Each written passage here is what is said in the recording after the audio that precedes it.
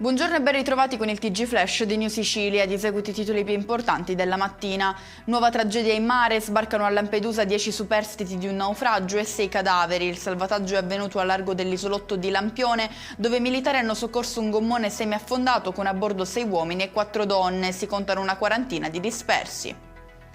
Investito nel centro storico di Agrigento, un ragazzo di 25 anni attualmente ricoverato in prognosi riservata all'ospedale Sant'Elia di Caltanissetta. Il conducente dell'auto sarebbe fuggito senza prestare soccorso. Preso di mira a Palermo un autocompattatore della RAP, l'azienda responsabile della raccolta rifiuti nel capoluogo. Pietre e bottiglie sono state scagliate contro il mezzo durante gli scontri legati allo spegnimento e alla bonifica delle vampe di San Giuseppe, ferito un operatore.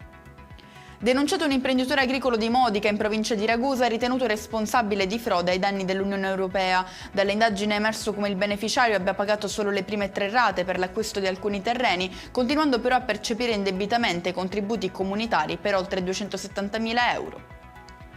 Restiamo in provincia di Ragusa con un blitz in un casolare sospetto che si è rivelato un deposito di armi rubate. Arrestato un uomo di 45 anni di Vittoria, accusato di detenzione illegale e ricettazione di armi e munizioni.